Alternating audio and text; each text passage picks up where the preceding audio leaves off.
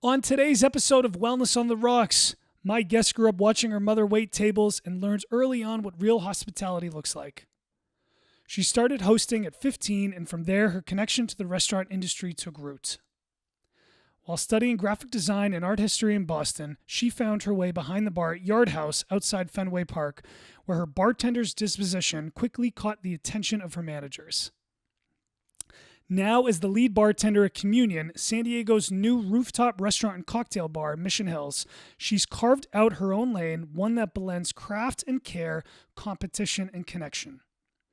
In this conversation, we talk about her creative process, what it means to lead with personality, and how she's learning to balance ambition with authenticity in an industry that never stops moving.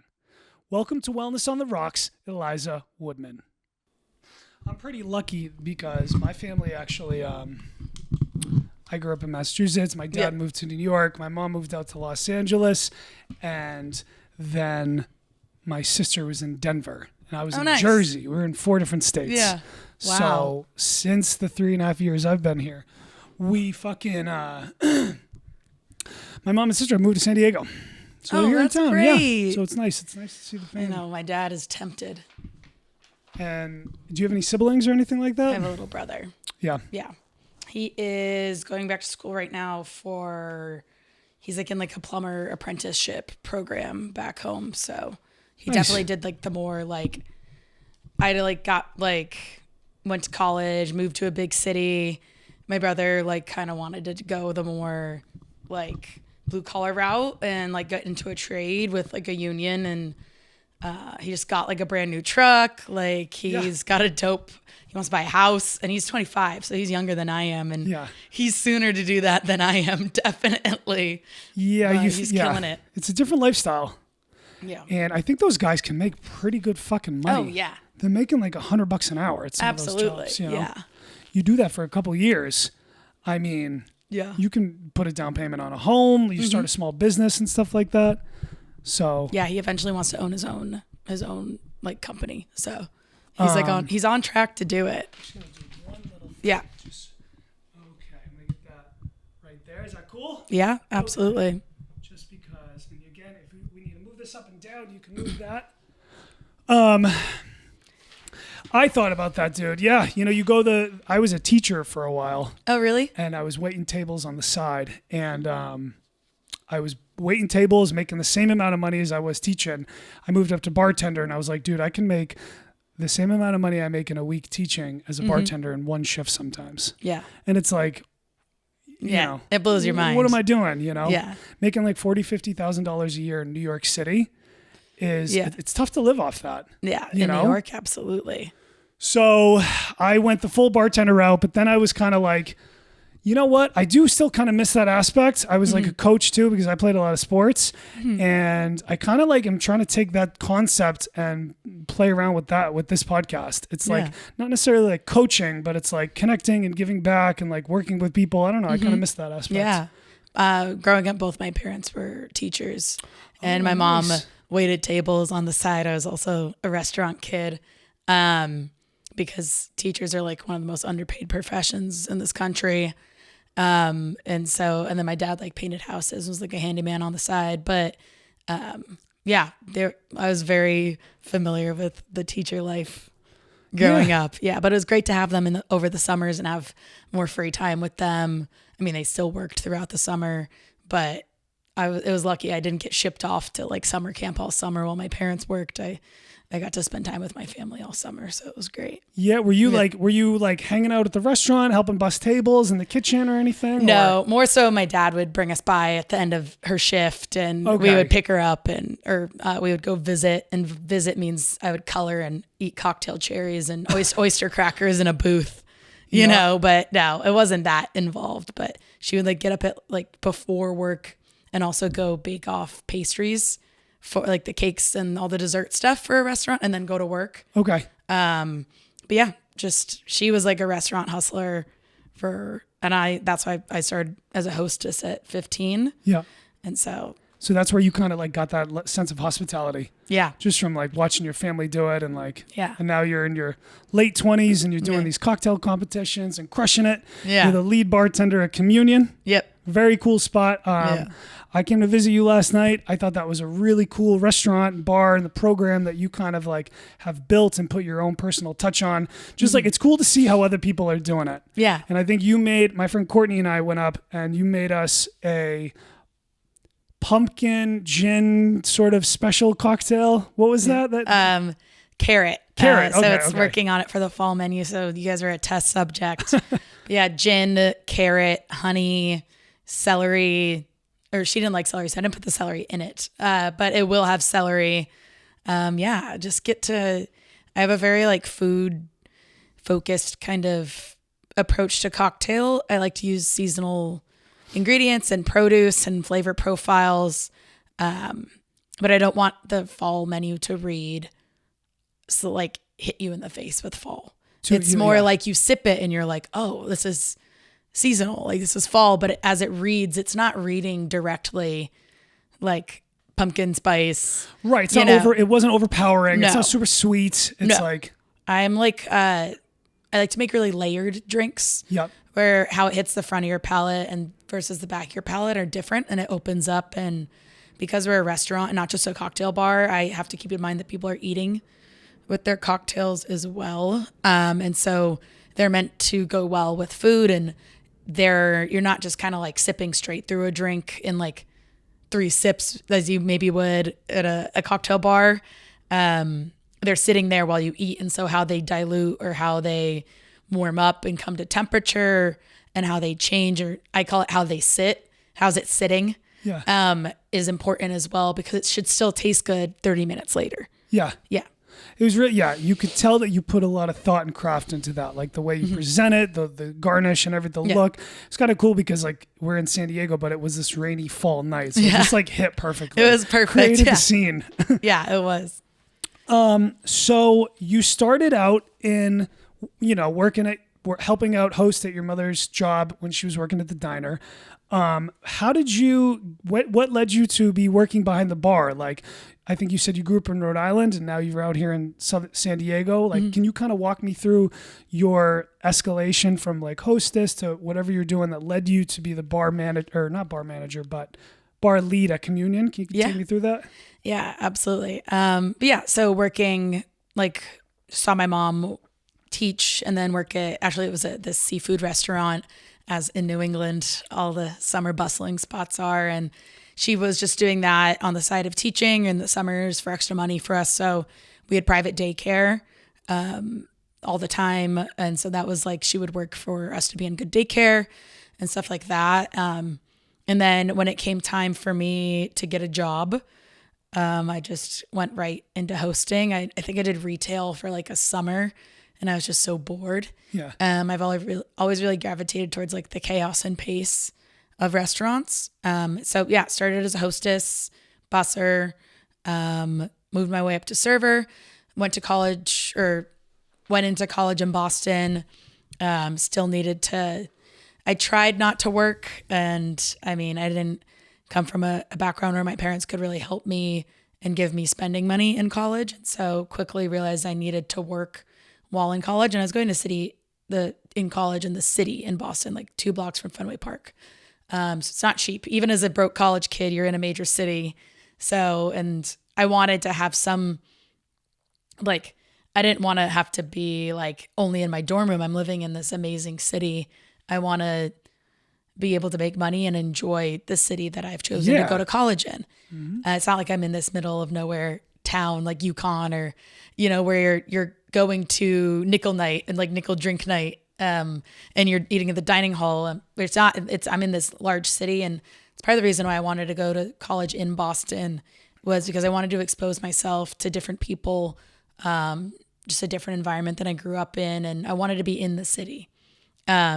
So went back into hosting in Boston and then moved my way up, to serving when I went home, over the summer, my freshman year, came back, got a serving job at Yard House. I was a yardie. Yep. Okay. I was at the Yard House that's right next to Fenway Park. So got a crash course in corporate restaurants and got a crash course in high volume. And I mean, we'd go on like a 3-hour wait before a game, and just like the craziness. And I loved the fast pacedness. I loved the people aspect. I also loved the coworker aspect as well. When you work at one of those big like corporate restaurants, like there's probably like 40 servers on staff. Like there are whole servers that I wouldn't meet because we'd work different shifts, you know, but made some really great friends there. And I was also in college full time at the time, maintained a social life. And then I got recruited to open this new restaurant in Boston.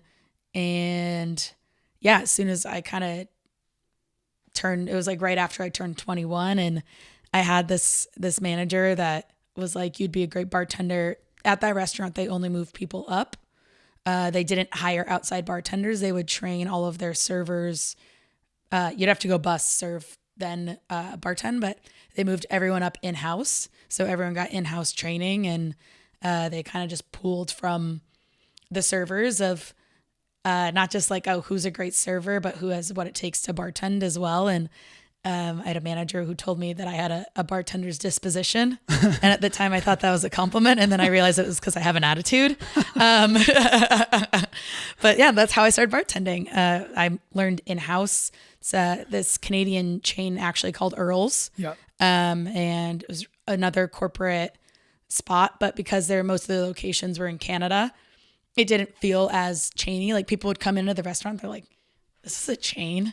I was like, yeah, but that's where I learned a lot of you say what you want about chain restaurants, but I think it really, if you start out in them or you work in them at any point, you really get a crash course in how systems should run, how it's a machine of how side work should run, how people should work their server circuit. It's a tight ship. Yeah. And which is for good and bad, but I learned a lot from it. And a lot of like when you go from that to like a smaller restaurant, you are like, you have to become less of a control freak kind of, because not everyone's used to the same systems you're used to. Yep.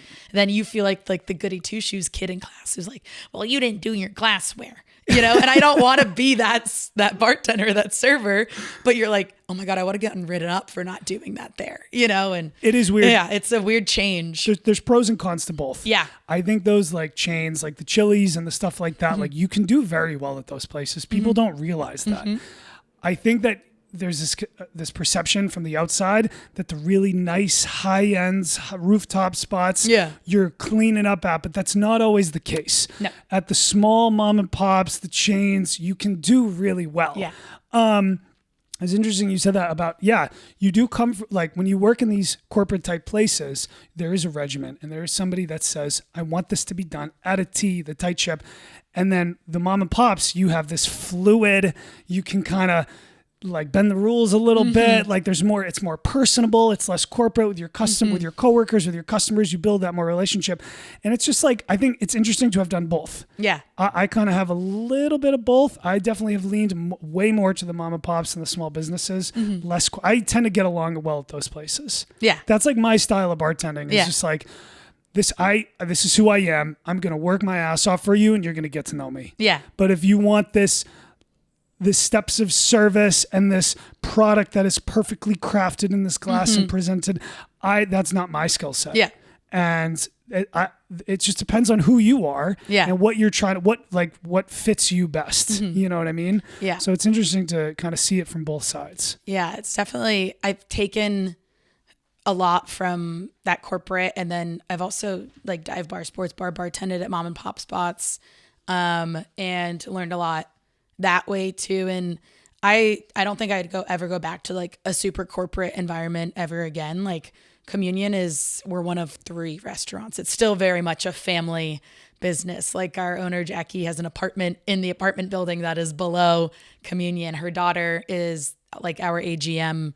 And it's still very like our head of HR is in-house, and she worked for Jackie for like a decade as like a server or something before she got into like their logistics. And so it's like they have enough. It's sometimes hard with a one-off business, but then like you work for someone who's not it's not a chain. It's not corporate, but this isn't their first rodeo either. Like they know what they're doing, She's there. She's on site. Yeah. She has family that is working there.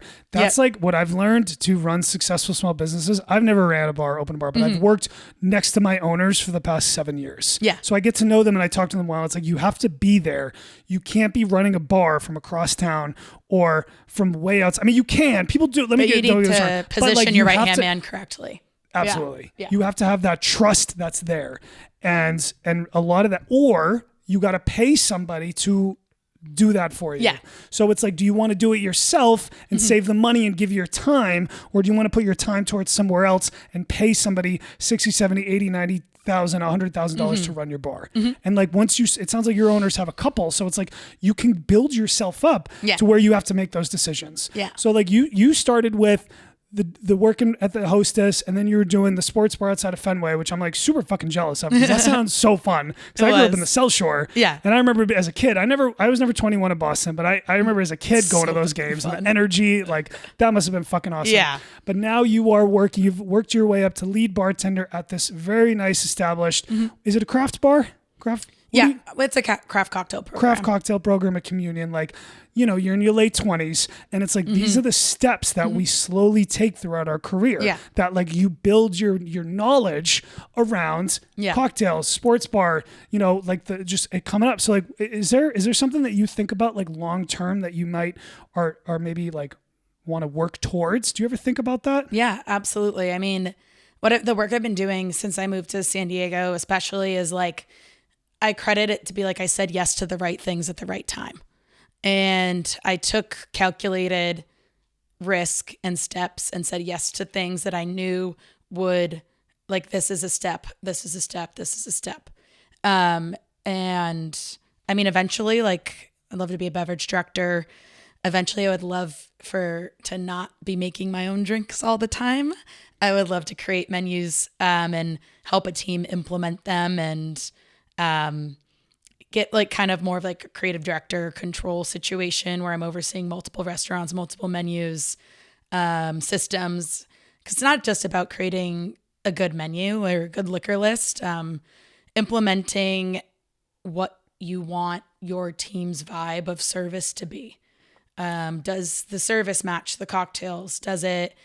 Because like what I've tried to do at Communion is like, we want like high-end service with personality, where we don't want it to feel cold, or and that's something big that I learned from the last place I worked at, Happy Medium, with my old boss, Christian Siglin, of you're not just a bartender.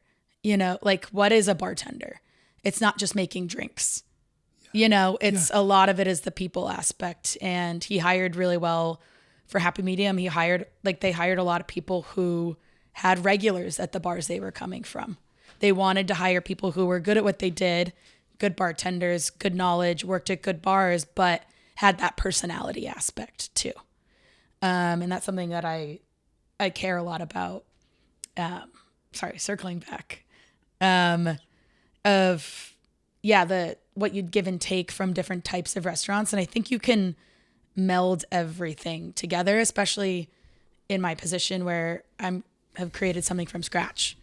I'm creating a beverage program from scratch, and so I can kind of set not just the vibe of cocktail, not what we're just going after for that, but who do we hire? How do we train? What kind of people do we want behind the bar? And forming a cohesive bar team is just as important as making a good menu in my mind. I think it's like more important, yeah. Honest. Yeah. It starts with who's there, who's selling the product, Yes. I think there's a perception that like a monkey could do this job, or like, oh, you're just a bartender. It sells itself. But it's like, I've always worked at places where people are coming in to see us and to see you, Eliza. And it's like, a really smart person told me it's not about making the cocktail. It's about selling the cocktail and getting people to come back. Yeah. And people have different opinions on that. That's always been my train of thought and how I've sort of gone through this industry. Yeah. So starting from hosting, busing, I was a floor manager at 21. I just always wanted more. I always wanted more. And I always, especially San Diego, like trying to go back into craft cocktail in a city where I didn't have any craft cocktail references, it wasn't possible. Yeah. And so I went back to sports bar and I was like, I need to make money, but I always really wanted to go back into craft, and I saw what San Diego had to offer on both sides. And, and I said yes to opening captain's quarters in Pacific Beach. Like I said, I feel like I said yes to the right things at the right time. And some of that's luck. Some of that's keeping my head on a swivel and sort of being calculated at times and knowing how do I position myself for the future, for the future. Absolutely. Yeah. So you're very competitive. I've got to know that. Like, I kind of get that energy from you, which is awesome. Yeah. You're doing these cocktail competitions. Like, you just won like a pretty big one recently, right? I did. Yes. So, can you like, just like, what can you tell me about that? Yeah. So like, how did I get into it in the first place? Yeah. Like what's like, so I'm not in that whole world. Yeah. That's why I thought it's not for everyone. That's why I thought it was kind of cool to talk to you today, is because like I come from like, I work at like a neighborhood Irish bar. Yeah. And the cocktail competitions, the mixology, the flair, totally not my ball fields. Yeah. But like, I like talking to people who have different experiences in the industry. So like why do you like, I guess I would never enter those. Mm-hmm. What draws you to those cocktail competitions? Yeah. So I originally started showing interest in them because I really wanted to push myself. I consider myself to be not just a really competitive person, but a very creative person as well. And like I said, I got my degree in graphic design, art history. I grew up taking drawing classes. Like I've always been very artistic and creative from like childhood. Like I didn't want coloring books. I wanted blank sheets of paper and I'd just like go at them. And so my parents saw that at a young age and they really like, I love that. That's how they raised my brother and I. Like no matter what the hobby we expressed interest in, they were like, get him in it, like get it, like get him the resources. So just always stoked our creativity, and went to art school and didn't want to fit the 9-to-5 life of graphic design, which it kind of leans more that way. And at that point I was making more money as a server and a bartender than all my friends in entry level jobs. So sort of got stuck in the industry, and then thought about getting out multiple times and going back to school for nutrition, thought about becoming a personal trainer, like thought about all of these different avenues and then I found my niche, and then I found my part of the industry where it made me happy. And that was cocktail and being creative and creating these like wow moments for guests of they're like, what is that? And why is it good? Of like, kind of like that. Yeah. And so, even if you're in craft cocktail, 90% of the time you are executing other people's drinks, your bar managers, your beverage directors, owners. And then maybe once in a while you'll get someone who wants a dealer's choice. And you get to make them a custom cocktail. I wanted to make custom cocktails all the time. And so I started looking into competitions as my way to push myself creatively, because I was kind of feeling in a rut, like a creative rut. And like I said, I'm someone who needs a creative outlet. And so the opportunity for a competition came along and I took it. And after my first one, I was like, oh, I love this. Not just creatively, but competitively. Grew up playing competitive lacrosse and hadn't really had any sort of competition like that in my life since. Yeah. Other than like racing people on the treadmill at the gym, and they don't know I'm racing them. I just said yes and I loved it. And so I kept doing more and more and more and getting more and more creative and pushing myself more. And that's how I got recognized and got kind of poached to do the job at Communion. Was people were starting to notice that I was doing these and consistently doing very well at them as well. Really interesting. Yeah. It is. We are coming into this world with like social media where the individuals have the power to like promote ourselves with brands, as your own brands, and like voice yourself and get seen and recognized. And that's what attracted me to this podcast platform and doing all this, because it's like the same thing. So it sounds like you were working your ass off and you found a way to compete in the hospitality industry. Yeah. Because I'm the same way too, man. I'm very competitive. Yeah. But it's like, and I guess, you know, I don't like to compete with my coworkers because I'm on a really good team. Yeah. And like, I never compare myself to any of these people, but like, I guess the way I compete is like, how much volume can I handle, or how much, and maybe that comes from like a little bit of ego. Yeah. It's like, oh no, call that server off. We're going to make the money. I can take all that volume. Like, we don't need that shit. But like, yeah, your brain does look for ways to kind of like, what more can I kind of climb? What other mountains can I climb? Yeah. And I think that's cool that you found that way to build that for yourself in the industry. Yeah. And you've had success. I saw you with a photo holding like a big ass check. Yeah. That's dope. Like, you're making like real money from that, which I think is so fucking cool. Yeah. Yeah, that's cool. But yeah, I just like, I always kind of, not always, I'll say that sometimes I see some, I don't know, man. I come from the neighborhood sort of like dive atmosphere. Yeah. We kind of look at that as like sort of like pretentious and kind of like lame.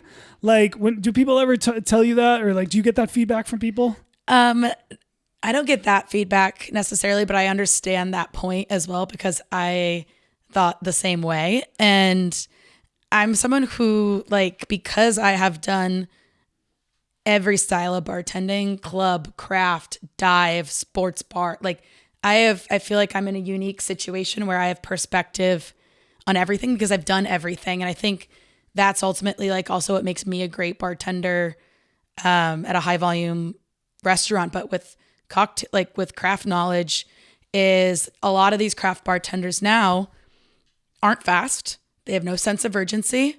It's like a look at me show. And this isn't even in a competition. This is during normal service where people are paying you for a cocktail. Yeah. And you're like, here's your drink. You're welcome. You know, and that's where the hospitality aspect, I think, sometimes in craft lacks. Yeah. And why people might seek that bar out as a destination, but they're not returning regularly. It's not hit and run, like, turn and burn. Yeah. Sick, we got the picture, you know, let's go to the dive now and actually have a good time. Yeah. But when you add the hospitality into that, that's key. Yeah. And I think you can do both of doing sick ass craft and then make it personable. It just takes the right team. Yeah. And that's why I really look for, when I look at resumes, I'm like, I don't want all craft experience. I don't. I want to like look up the places you've worked and you're at a high volume spot. I want you to, like, I think you need to be a well-rounded bartender at all. You need to have gotten your shit kicked in. Yeah. You know, and to have that hustle, that drive, that I know, I call them off. I want to take more. That like, that's what I look for in people that like I want to work with. Their hustle, their personality, personality, how drive. Who you are as a person. Yeah. Yeah. And like, let's crank it, you know, like, we're here to work. We're here to work. Let's crank it and then get a beer after, you know, like. So you got to kind of have both. You have to have the creative, the understanding, the knowledge, and the drive. And that takes time. Yeah. And like, you know, perspective and like work going through the bar system to figure that out. Absolutely. So I like that. I'll just say, like, a while ago, I went to a craft cocktail bar and I ordered a drink and I'm sitting there and there's the bar manager and the bartender standing right in front of me at the bar, and they're trying this new drink, like directly in front of me. Such a good opportunity to interact with me and say, "Hey, man, like check this out." I said, "I should be like, oh, hey, what are you making?" "Oh, we're making a new drink. Don't look at us." "Okay, that's fine." Yeah. And then I remember I showed up with a Pink Whitney hat. Pink Whitney's that vodka from Barstool Sports. Oh, yeah. I work at a hockey bar. We sell Pink Whitney. Yeah. And one of the bussers comes around the bar and she goes, "Oh, dude." It's this girl, and she goes, "Pink Whitney, I love, are you Barstool?" I was like, "Yeah, dude, I love Pink Whitney. I'm a huge Barstool fan." And I was like, "Do you guys have any here?" And I look at the bartender in front of me, and she was just like, "Oh, yeah, it's in the back." And I was like, oh. Okay. And I was like, that could have been such a great, like, I just gave you a fucking opening. You just gave her a layup to create a great guest moment. To like, and a slow Sunday night. And I was just like, you got to look for those moments. Yeah. Like, I don't know. I try to connect with people when I go out, and I get it. I guess like I see it from the other ends. Like, I work at an industry bar. I don't try to it pull too much from bartenders. But like, I think that like when we're behind the bar, it's important to try to find those moments. So, all right, I have a question for you. I know you kind of just talked about it, but like if you had to describe it, like what does the word hospitality mean to you? I think hospitality is the difference between like service and creating lasting moments and lasting guests that come back. Hospitality is ultimately, like people say it all the time, like you can have the best meal ever, awesome drinks, and if the service sucked, probably not going back. The place where you got kick-ass hospitality, but maybe the food was a little salty, maybe the drink wasn't super balanced, but you're like, maybe it was an off day. They were super cool. Maybe it was an off day. Like, I'll give them another go. And then maybe it's still not that great, but maybe you just end up going in for a beer. But that's how you make regulars, or you create like, oh, like I came in for my birthday dinner and now my mom is in town and I had such a great time because the server like brought this out for us without us asking. And now my mom's in town. I really want to impress her. Like that, you were my first thought, you know, of where I should bring her. You know, hospitality is those lasting moments, personal service, leaving people wowed, not just from food or beverage, but from what we can do on a human aspect, because a lot of what we're doing is human to human. Yeah. And making lasting, impressive service, I feel like is hospitality. We're chameleons, we're actors. I don't give the same service I would give to a group of 21-year-olds as I would that's a mom and a dad, their daughter, and they're meeting her boyfriend for the first time at dinner. You know, those are different, tailoring your personality and not like inauthentically, but picking up those cues of reading your guests, not giving blanket service, I think is huge in creating hospitality. Yeah, the ability to like read people in situations and say, oh yeah, that's huge. The ability to like not morph, but like you got to adapt and just be a little bit of like Jello and flow a little bit. Yeah, I think it's just like from the person who's working there, hospitality is like allowing people to enjoy their time. Like that's like the big thing is like, are you enjoying your time in this space? Space and time. Can you create a comfortable environment for people? Yeah. You know, I try to think about that same aspect with the creative work. With you're doing it with cocktails, I'm doing it with podcasting, and it's like a whole thing. And it's like it's taken me kind of a while to like, you know, you understand as you get older, you understand more and more. When you're 4, you have a certain level of knowledge. You're 10, you have a certain level of knowledge, and it's like I'm trying to keep like grasping at that. Like, what does that mean? What does that hospitality mean? What is the like creativity, expression? The connection with people? It's like, I just spend my time thinking about this shit, if I'm being honest. Absolutely. And this does circle back to like, oh, do people give you a hard time for doing competitions or whatever? And not necessarily, I think, but I understand why people don't gravitate towards it as well. I think it takes a certain type of personality, or it's just not for everyone. Just like other aspects of the industry, people could be like, oh, I don't want to work at a club. Yeah. Some people are like, I love the club life. You know, it's just, I think when industry is so broad of what it offers. Yeah. And I don't think anyone's right, wrong, stupid, whatever, as long as you're doing it with authenticity is my point. And that's why I say I've never had anyone, I mean, I've found out people were talking shit about me, but like, it's not from that. It's from honestly just straight up jealousy. I think I've had a really like good path forward, and I've done really well in competitions over the past 2 years because I try and show up authentically as myself.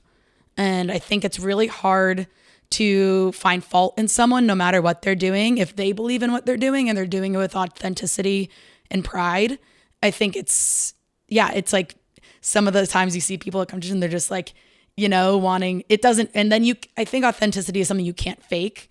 And it's really obvious to people when you are trying to. And those are the people where you're like, that's when people think it's cheesy or it's this or it's that, is when it lacks authenticity. Yeah, you're making me reflect on myself. Like, fuck. No. You're absolutely right about that. And when you talk about like, you just were talking about like people talking shit and having haters or whatever. If you're succeeding at something, people are going to talk badly about you. It's part of the process. It's part of being an elite bartender. It's part of owning a bar. It's part of starting your own podcast platform. It's part of coming on this podcast platform. Yeah. I was talking to somebody yesterday about this. I have heard in person criticism about every single guest that has come on my platform. And what's the most fascinating thing to me is seeing how people take their own insecurities and project them onto watching other people come out of their comfort zone and voice their confident, driven self.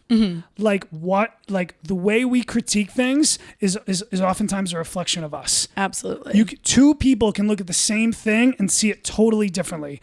And I think it can be challenging, you know? Yeah, it's definitely also, I'm someone who really tries to focus on having like great relationships with everyone, acquaintances or not. And, can like try to consider myself a very easy person to get along with, kind, respectable. Yeah. And so when I have found out that people were, saying things behind my back, at first it was quite hurtful, because I'm not saying those things about them. Yeah. I'm not criticizing what they're doing. And so, yeah, it ultimately then kind of processed it, and I'm a big journaler.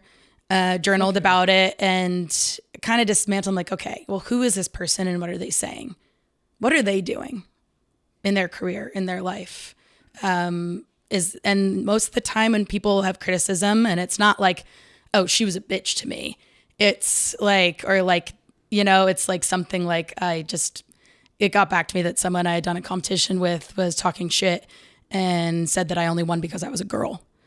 And so like, I just straight up was like, damn, like part of it hurts, but then I just started laughing. Yeah. And I was like, that sucks to feel that. That must suck to feel that way. You live, like, that's your mind. Like, you're living in that reality. That's, you have to dismantle, like, taking some things personally or be like, oh, wait, maybe was I, like, a little rude? Like, you know what I mean? And that's different than something like that where it's just straight up like, okay, moving on. Yeah, we're in this, like, there's this, it's.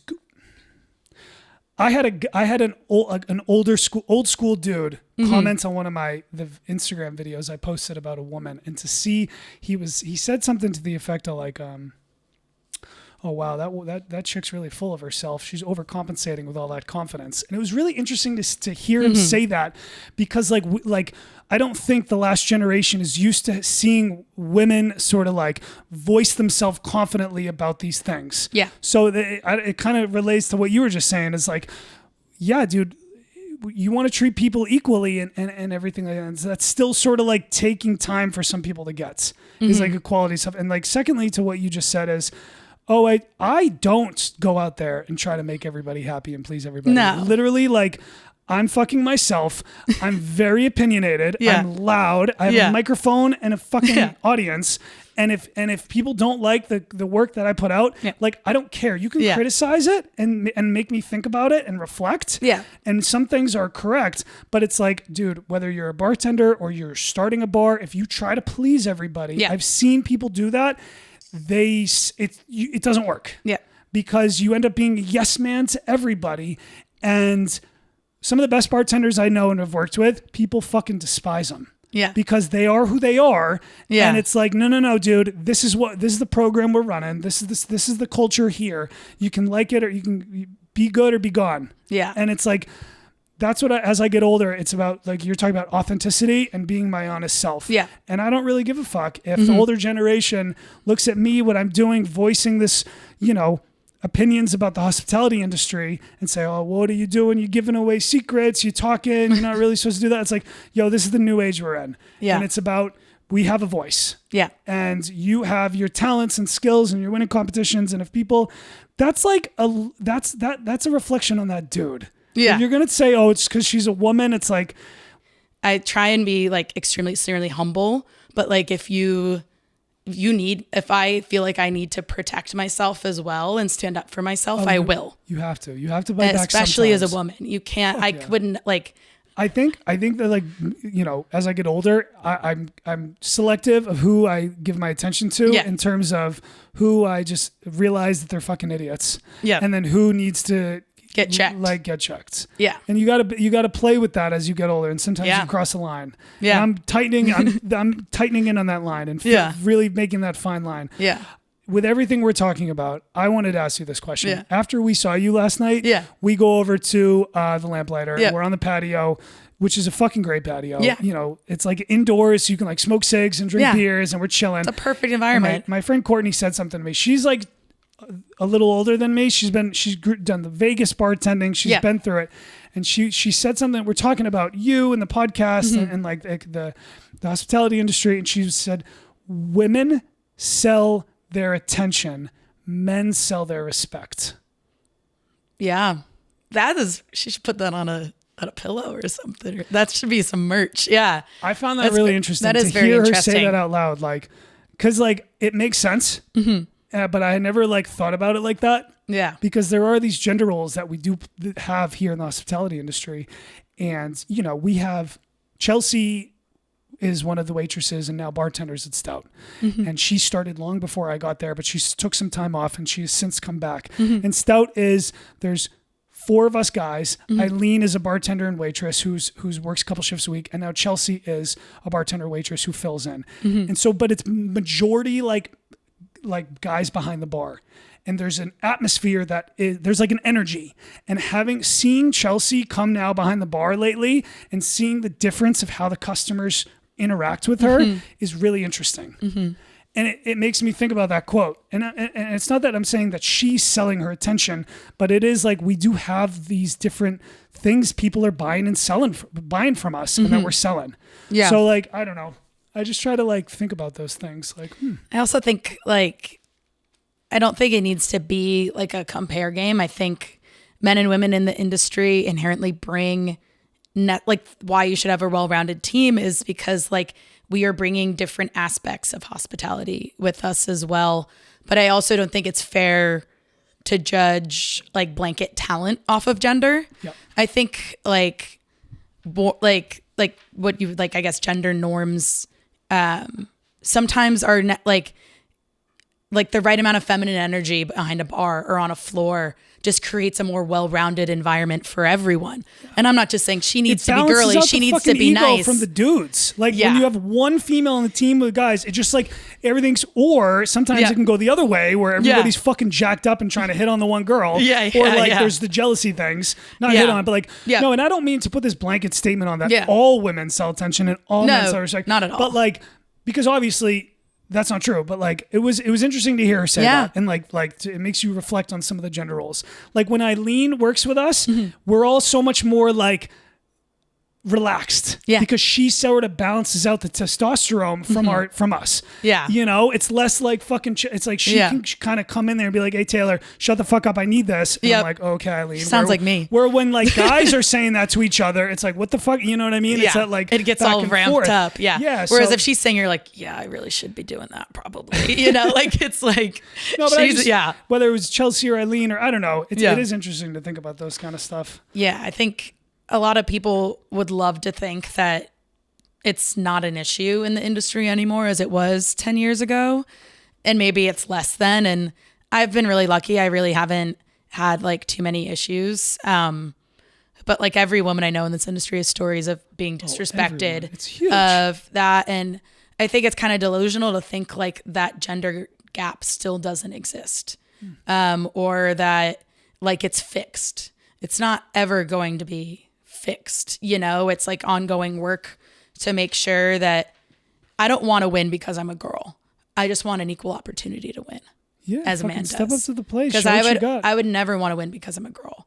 I would want to win because I had the best drink and the best presentation there. And I would never be happy with a win if I found out that's why I won. Because that is disrespecting how hard I work, my creativity, my passion, all the work I've done, all the hours I've put in to get where I am. That would be more of a dig. I would want to hand that one back. Right. Yeah. I wouldn't want it. I don't think anyone's saying that about you, or maybe not good people in the industry. Good people. No, yeah. I think it's most of the feedback I get from what I've been doing has been absolutely amazing and super supportive, and that's part of the reason I love the San Diego restaurant industry. Is it's so different than the East Coast, where the majority of the time, like it's like it really feels like people want to take care of each other. People want to promote each other, like, or maybe I'm just in the right places. Maybe you've had different experiences, but a lot of people I talk to about, especially like now doing competitions on a national and hopefully one day an international scale, is I'm drawing attention to San Diego, all of San Diego, not just myself. And I think about, I said that when I did my little speech after the Bushmills regional, where I got to represent the whole West Coast in New Orleans at Tales of the Cocktail. And I was like, I love that it was someone from San Diego to go represent, whereas we're seen a lot as like, even though I was just up at a competition doing LA and someone made a comment, I don't think they realized that how it came off. They were like, oh yeah, like you guys are like our like little sister. Oh, but hold on, up in LA, but like, yo, that's they real. They look down on us. And they do. Yeah. And that's fine. That's fine. But that's real. Yeah. And that's okay. Yeah. But like, we're from Massachusetts, New England, Boston thing. Yeah. With the New York, we dealt with that with New York City. And then I'm the Red Sox fucking rolled over them like 4 championships in those like 15, 20 years. Yeah. I like that. I could have chose to fucking move to LA. Yeah. I could have chose them. I had 5 family members in LA. I said I'm going to San Diego. Yeah. San Diego is a great city. It is. It is the smaller brother to LA, and that's fine. And I love it. But I also love that we are on such like a great path to like compete, you know, and there's a lot of people that would rather be here than there, like we were just saying. And not to like shit on LA. LA has absolutely incredible food and beverage and hospitality, but we still have that kind of little city charm to us. But by when more people are putting themselves out there representing San Diego, it only makes the entire city better. Absolutely. And it only brings more attention to us, more tourism, more people in our bars, more, you know, and so that was the feedback I had gotten there. Like, you're doing San Diego proud. Fuck yeah. You know, and like that is the majority of the feedback that I get. There is this other way to think about what we're talking about right now is like, yo, you're full of shit and you guys are cocky and you stay down small. Like with that comment the person gave me. But the reality is you're absolutely right. Mm-hmm. And we are slowly over the years building ourselves up with these platforms, with you in the competitions and social media and networking and everything. In 5 to 10 years, it's going to look very different. And we got to set ourselves up for the future. Yeah. With those relationships, networking, the wisdom, the knowledge, the competitions to go through it. So we look back at those moments and be like, yo, we were fucking right. Yeah. Like going to Tales of the Cocktail and in Vegas and meeting people from other cities as bartenders from all over the country and the world. Like so many people are like, oh, you're from San Diego. I love San Diego. You know, like I love going to visit there. I love going to Bartender's Weekend there and like all of that. And because we're not LA or New York, we can instead of like feeling like we're like, we are the small pond, you know, and when people are pushing each other to be super creative out there, provide great hospitality, become a destination, it just makes everyone push each other more and more and be better and better. But we're not under that pressure like New York and LA is. They're under pressure for stars to make it on the list, like the top 50 list. Yeah. Like we're competing, like we're not competing with each other as much. We're competing to get noticed, to have eyes on us. And I think San Diego is starting to do an awesome, it hasn't just started, but this has been like years and years and years in the process. And there's incredible bartenders and talent from this city from over a decade ago, you know, that helped start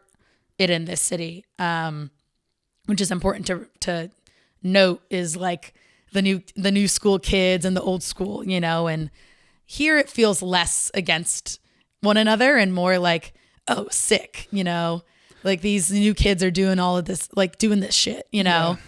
I think there's always going to be ego. There's always going to be competition. And everything we're talking about, I don't focus on. Yeah. I focus on me and what I can control and my platform. And I'm not trying to get recognized by fucking other podcasts in the city or in other cities. Yeah. It's like the way we accomplish those things is by honing in on ourselves and like dialing it in and creating great products. Yeah. And whether it's you as the product or the cocktail's a product or your bar is a product or your podcast product, when we focus on that and block the fucking hate, like everybody else out, that's how we build that. Yeah.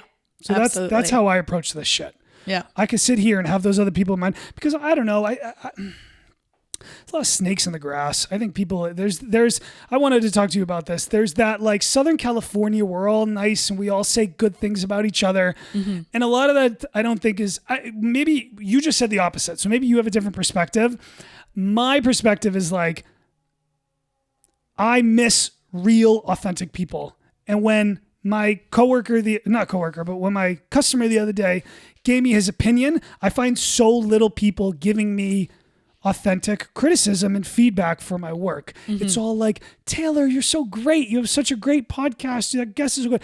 I prefer to be like, rip me. Tell me what you really think. Yeah. And I miss that. Yeah. You know? I 100% agree. And I always am like, don't tell me you like it just because you love me. Yeah. You know, like to my friends, my boyfriend, I'm like, no, try my drink and tell me what's wrong with it. Tell me how I can make it better. I don't want you to sugarcoat it for me. And same thing with competition. Like when I've lost, I ask the judges, what could I have done better? What were like, if I could see the scoring sheet, show me the scoring sheet. I want to get better and improve. And I don't want you to sugarcoat it. Yeah. There's a reason I lost. There's a reason I won. I want to know why. Yeah. And I just think, you can also, people take constructive criticism here very differently than back home. I think a lot of people see constructive criticism as an attack or personal when it's not. Sometimes it is personal, you know, and being able to differentiate the two is, I think, part of being an emotionally intelligent adult. Part of putting yourself out there is being susceptible to criticism, but it comes back to like growing up playing sports, of your coach telling you that, that you need to do this, you need to do that. It's like the same way. He's not telling me, my coach isn't telling me you suck. He's saying this is what you need to, like, you know, or like, you didn't. And then, just give me your genuine opinion. And then also like I've had judges give me criticism where I'm like, some of that, I'm sticking to my guns. Right. It's like what we were talking about earlier. It's like the criticism is often a reflection of people's own fucking insecurities and their past in life. And like, that's how they see things. Or even from a judge's standpoint or a guest's standpoint of they're like, oh, I didn't like the spicy element of this. I'm like, well, you probably just don't like spice. It's so interesting. You know, and that's subjective. Like, we're talking about taste and that stuff. It's all like subjective. So subjective. Yeah. With like the way people's palates are and stuff like that. Like, and sometimes from a judge's like standpoint, it's just like, their palate didn't jive with what I was doing. It doesn't mean it's a bad drink. Yeah. And learning to stick to my guns and stick to my palate and believe in my palate, but still be open to criticism and ever evolving and changing and not just being like, I'm right, you're wrong all the time, but I'm also not going to let you make me not believe in myself either. Yeah. And so it's like finding that line and then knowing yourself well enough, knowing your palate well enough, to continue to believe in yourself, but still be open to criticism and critique that can help you grow. Bro, you got to read this book. Yeah. Fuck me. So it has to do with everything we're talking about. It's called Manifest: 7 Steps to Living Your Best Life by Roxy Nafusi. It's fire, bro. Nice. It's you know, a lot of women read these like mental health books. I found this book so helpful. It's just like, it's all about self-empowerment and positive self-talk and like the things we tell ourselves come true. Yes. So if you sit there and you tell yourself, I'm going to start appreciating people when I go into work. I'm going to change my attitude to be positive. I'm going to be optimistic. I'm going to have gratitude when I look at the life differently. You can change the rewiring your brain. And this is just, she talks to you about it. And I listened to her audiobook, man. She's very smart. Very, very, very, very great book. Yeah. So it's all about positive self-talk and stuff like that. I try to talk about my books on here. I love that. I love books. Yeah. But yeah, I think it's like also like the more I started to believe in myself, the more other people started to believe in me too, you know, and it radiates. Yeah, it radiates. And people tell me all the time, like, they're like, you're very confident. And I'm like, well, I believe that I'm confident. Like, I'm not always confident, but I tell myself, you know, I have especially in the beginning before I gained confidence in doing competitions, I'm still always nervous going in, but I used to be scared.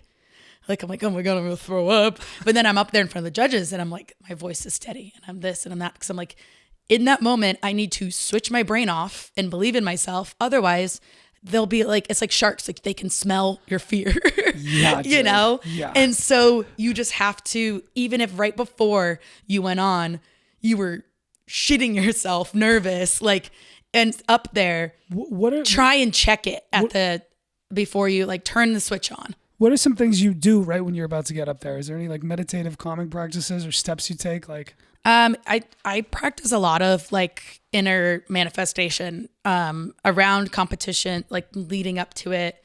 And afterwards, after I've gone on, before judging is announced, I will like repeat mantras to myself of like, you will win, you will win, you will do well, you'll do well. Like, and I don't know, I don't know, but it's just for me to stay in a positive headspace throughout the process. Like, you will do well, you will nail this. You know what you're doing. You know what you're doing.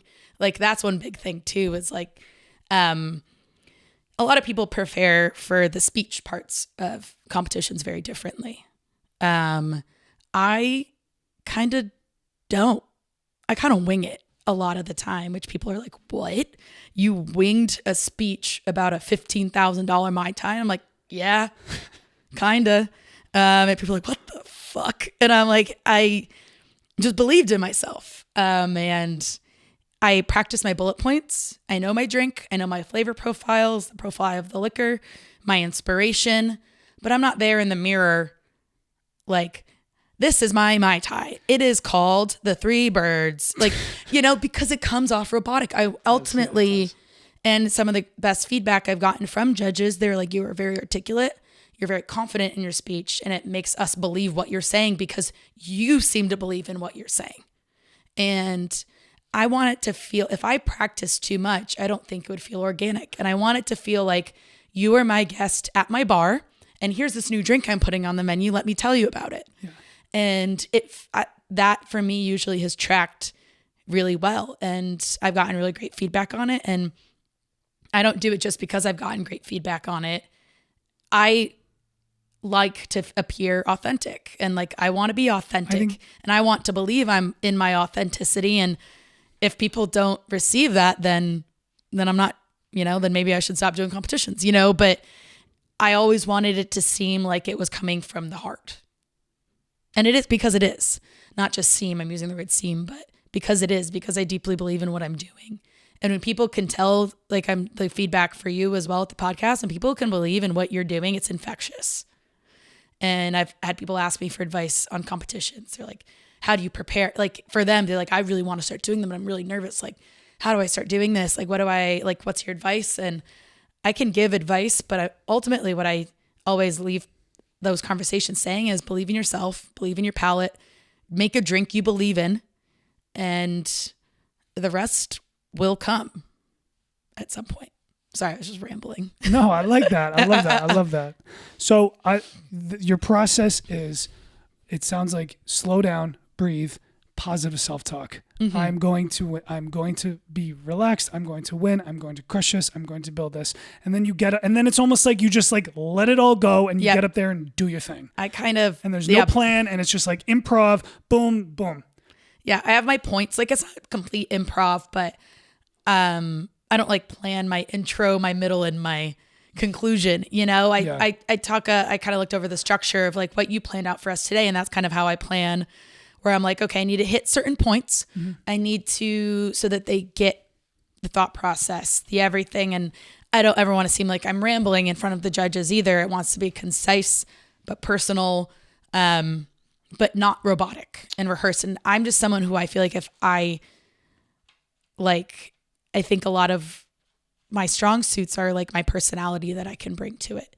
And I want that to shine through. And if I over rehearsed, I don't think my personality would come out as much. So calculated risk, but then it started to go really well. And I was like, okay, well, this is my, and everyone, it's calculated risk because you can fuck it up. Oh, absolutely. I could take too many mezcal shots before and start slurring through it. And and that's why I'm strictly 2 before I go on. 2 for the nerves, just to feel a little warm inside. And then after you go on, you do whatever. But it's, you just want to, I don't know. I think that's how I do these things too, is like the podcast, the bartending, I put all this prep in. I read it through, and then I just like relinquish control, and I say, whatever, we go on here, we shoot, and this is what happens. And that's the creative process. Yeah. I can only control the drink I put out and what I say to the judges. I can't control how they receive it. Yeah. And I don't want to tailor my speech or my drink to the judges either, because that doesn't feel authentic to me. That feels like I want to win this. I need to win this. I'm going to make something because I think they'll like it. Bro. I'm going to say this because I think it'll earn schmooze points with them. That's not how I operate. And I'm not knocking that approach for other people, but that's just not me. Yeah. And so I'm like, you like the drink or you don't. You like me or you don't. And so I can't control that. That is the great way to go through the creative process. Because when we create to get approval, I often find it's the same concept of like trying to people please people to come in your bar. Yeah. It's like, that's not how successful things work. Yeah. These things in the creative process work by like, this is my taste and I'm going to fucking put it out there. And if y'all take it, good. And if one person connects with it and likes it, then to me, that was a success. And I understand it's a little different when you're running a business and you have to sell products. But like the whole competitive drive thing, that's really interesting. Yeah, because like when you do compete, and because that's when I started this, I was like, I'm going to have a top 10 podcast. I'm going to get these numbers. I'm going to be up on the charts.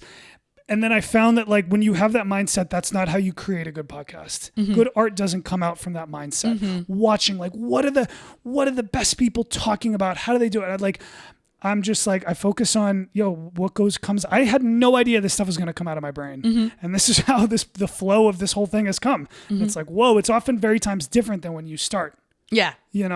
And I think that also comes with the creative, like creating cocktails too, is like my original idea. And then once I start making it and then the end product, and then you compare the original idea with the end product, it's like Candyland. It's like, Seriously. It's all over the place.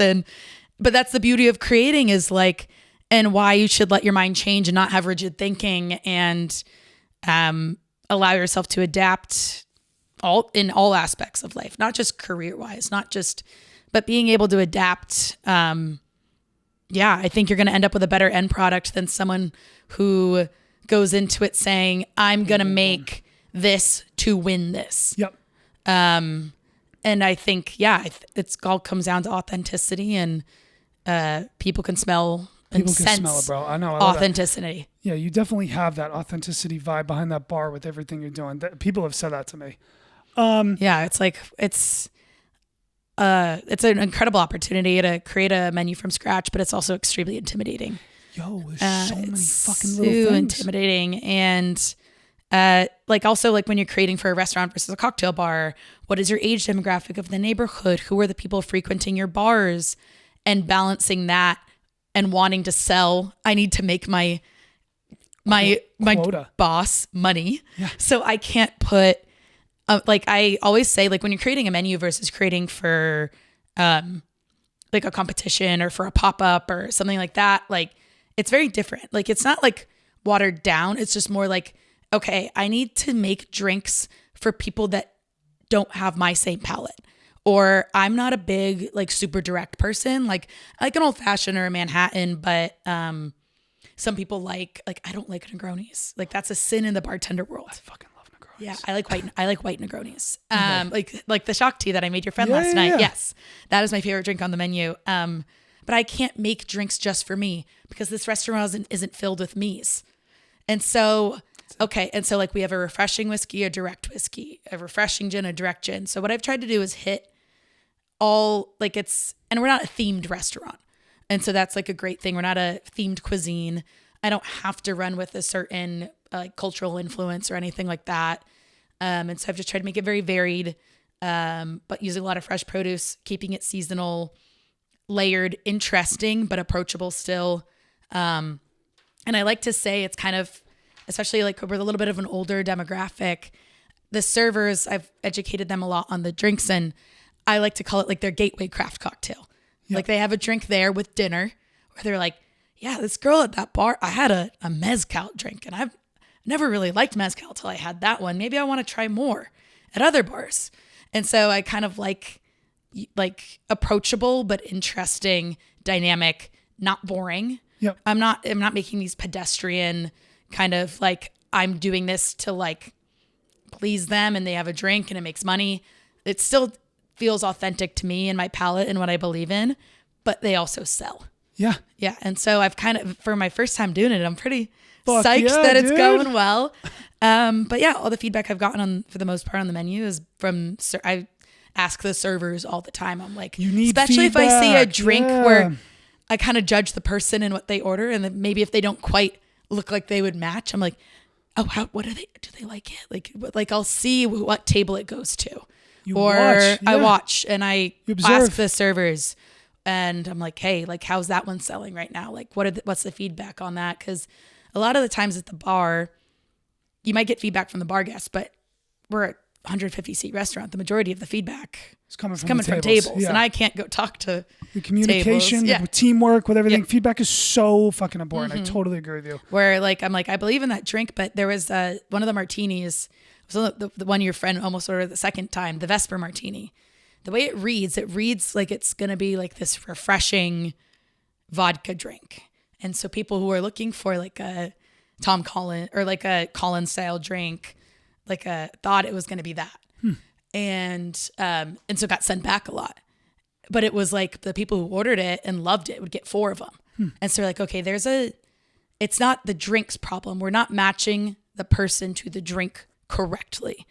And so I rewrote how the drink read, and we almost never get them sent back now. It's like the power of menu. Interesting. You were able to like go in and I got you. It wasn't the drink. It was that we weren't selling it. Was how it was being sold on the menu. Yeah. We weren't describing it properly. And I think that was such a powerful lesson in the way a menu reads. Not your drinks could be fucking awesome, and if they read poorly, it might be the least ordered drink on the menu.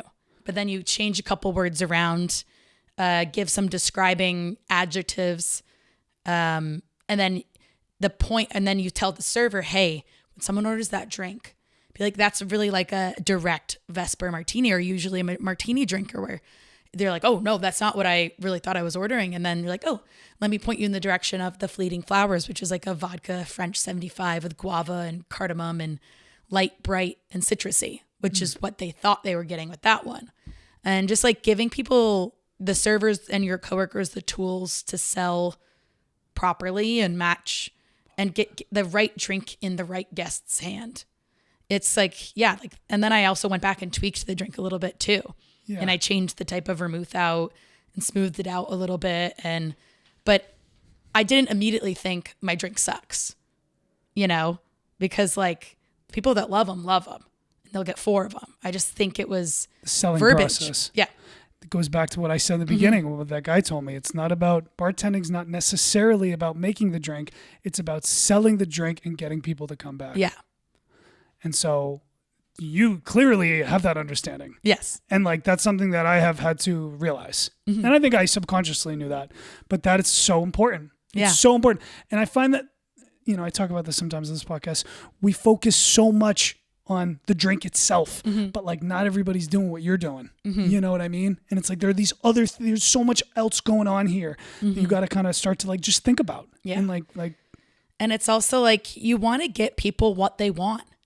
I'm not like, I want to expand people's like palates if they're interested in it. If they're not, I don't want to force something down your throat. Yeah. Educate, like knowledge down your throat that you're not looking for. Yeah. I will make you a vodka water with no ice if you want it. Like I might shiver at that drink, but if that's what you want, absolutely you can have it. I think we put a lot of our ego into other people's drink orders. Yeah. When we're not drinking it, they are. Yeah. If that's what they like and they've been drinking it for 20 years. Who am I? Yeah. I just want you to have a good time and you have the drink that you want. With that said, if you could have one person sit at your bar and you make them drinks and talk to them about anything in the world, who would that person be? Oh my God. That's so tough. Cause we do have this is going to be a really emotional answer. It's not going to be a bar celebrity or a mentor or anything. It'd be my mom. My mom passed 6 years ago and she never got to see me reach this echelon of what I'm doing and this level of creativity, this level of creation, and make a career out of what I was doing. When she passed, I was just serving and just kind of bartending and trying to figure out my way. That was back when I was like, oh, should I go back to school for nutrition? Should I do this? I was looking for every avenue out of the service industry because I was made to feel like it wasn't a career by those around me. Not her necessarily, just everyone. And so she wasn't a big drinker, but I know she would try whatever I made her because I made it. And so I would have it be her. And I know that she would love it even if she took a sip and she didn't like it. She would probably tell me she loved it. But yeah, it would be her.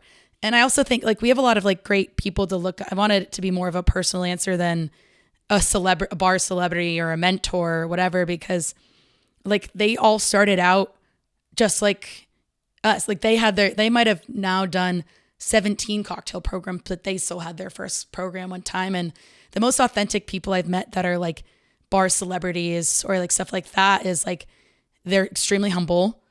They credit their success to the people that work for them, that work under them. They don't toot their own horn. They focus on their team. And those are the kind of people I'd want to make drinks for, not I don't know. They're people who brush you up when they're oh my God, I love what you've done, blah, blah, blah. You're an inspiration. They're just they just look at you, we're not curing pediatric cancer as bartenders, and when people get freaked out at work and stuff, and I'm it's okay.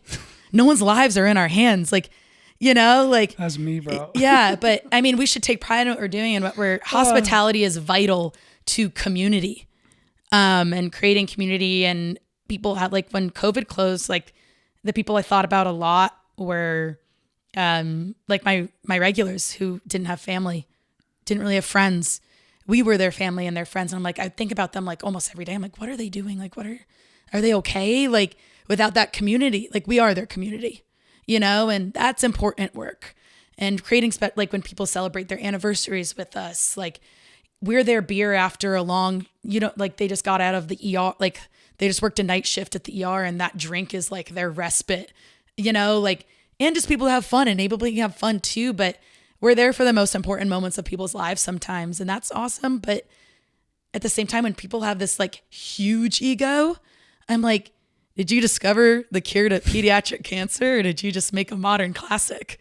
I see that. Come down a little bit here. And the people that I've had great interactions with were oh yeah, and has been super warm and welcoming. And those are the industry people I like to surround myself and gravitate towards, are people who create community in the industry that aren't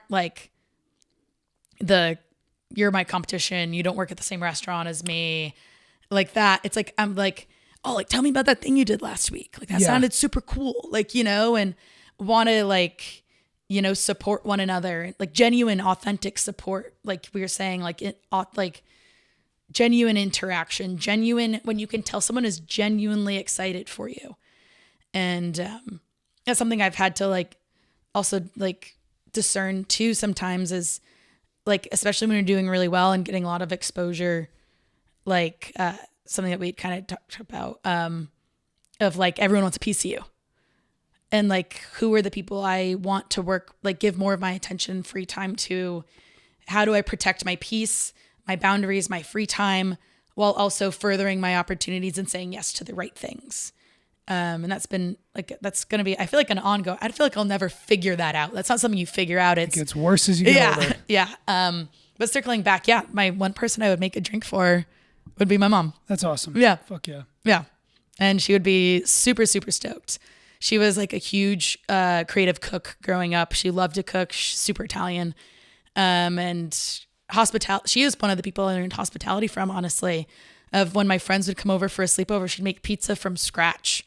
And she would want all the kids in the neighborhood to come over. She wanted to host every pasta dinner before a game. She would, she wouldn't buy brownies at Stop and Shop, which is no shame in that. I've done that to a party before and put them on a different plate and been like, yeah, I made those. But she would make from scratch brownies for like a book fair, and like that is to me also hospitality, is like a mother's ability to take care of those around her, because she wants to, and that extra step is something like, that's why I think she'd be so insanely proud of what I do and why I do it, and my authenticity behind what I do as well. Yeah. That's awesome. That was a great answer. No, thanks. And there's so much I wanted to touch on, but I love that you just I just let it out like that. Yeah.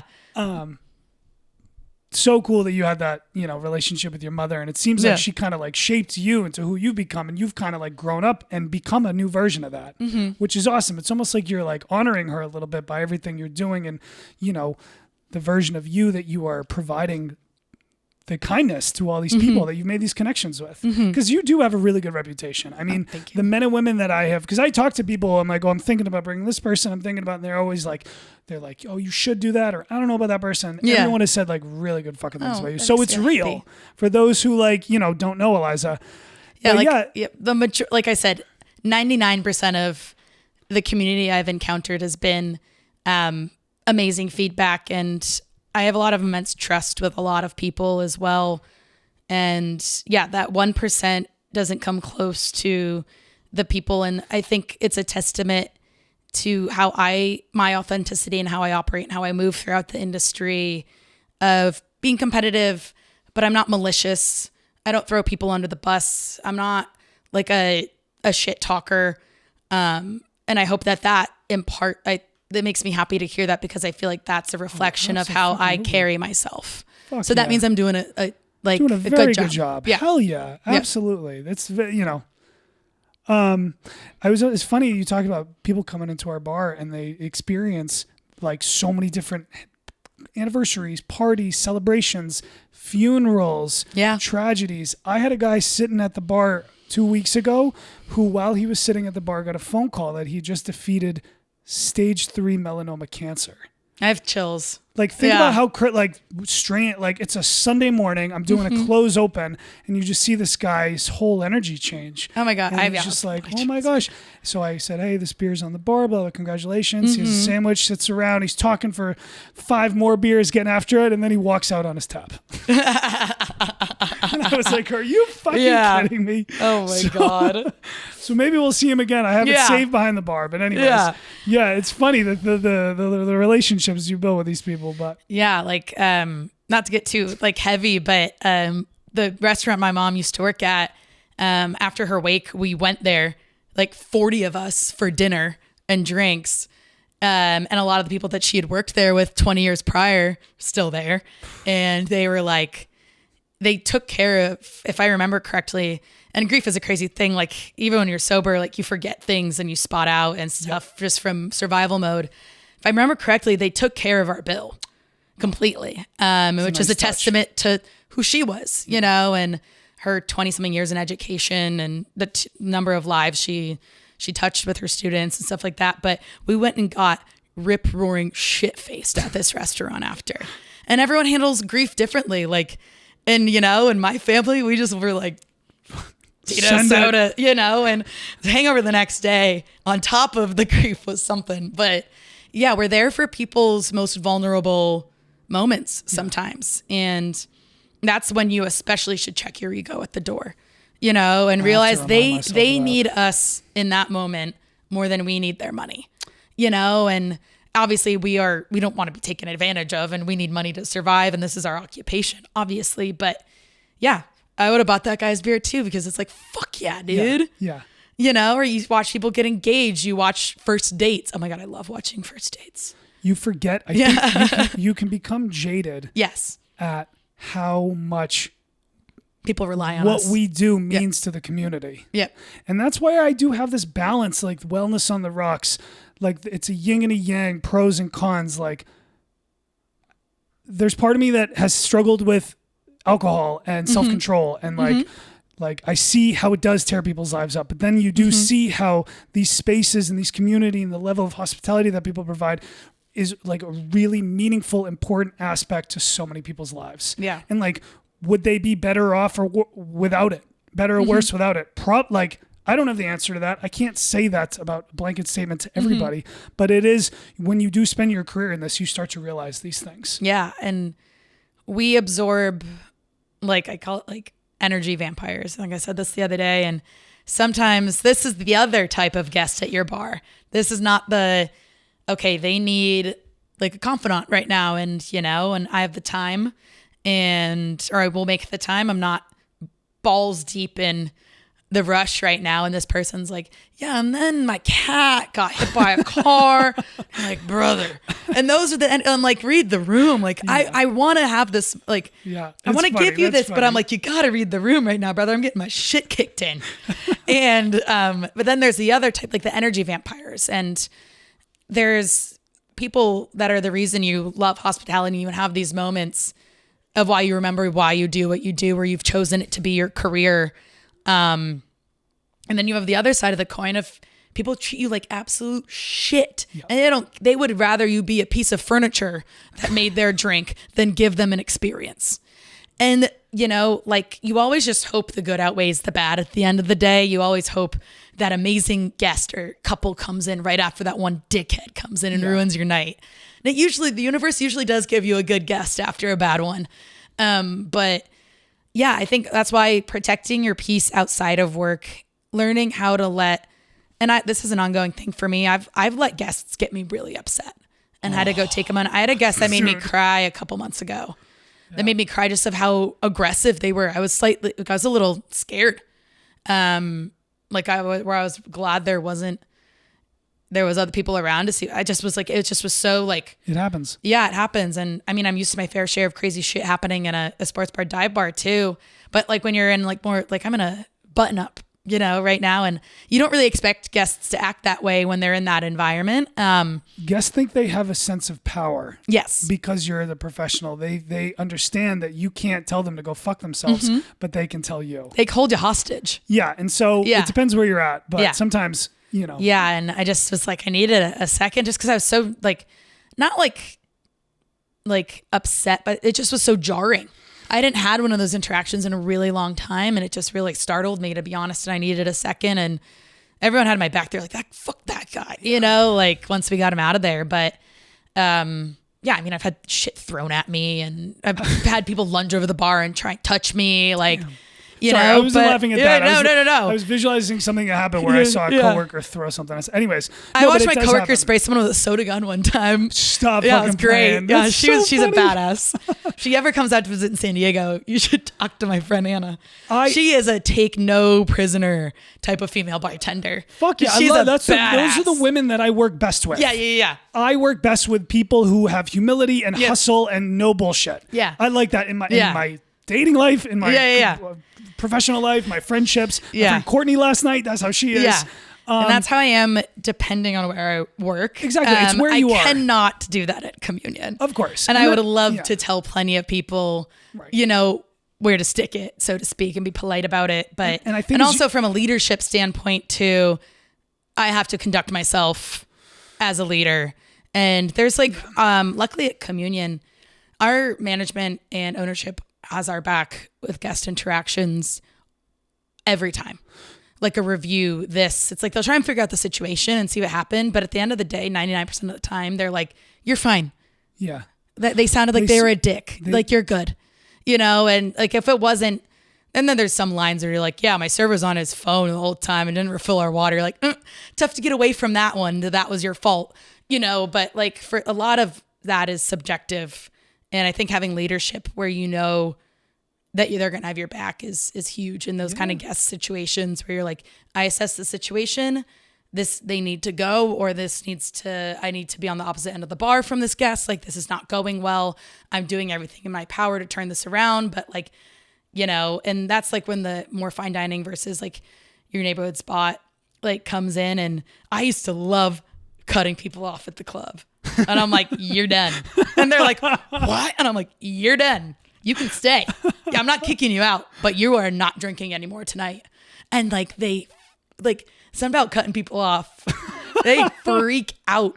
Well, I understand that. I'm like, I'm doing you a favor. Yeah, they don't know that. But no. I want to say like, I think going from being a beginner, intermediate to a veteran in the hospitality industry is learning how to deal with those situations with customers where they do have that you're at work behind the bar and I'm a customer and I'm telling you to go fuck yourself. And it's how to handle those situations. It's situational awareness. As much as we've talked about the competitions, the building, the drinks, it's like, that's what I feel like I do for a fucking living is I deal with those every day I go into work, working at the neighborhood local Irish bar downtown outside the gas lamp in that fucking, I don't know if you've ever been to Stout. It's right outside the train station. And I have to escort people out of the bar almost every fucking day. Yeah. And it's me.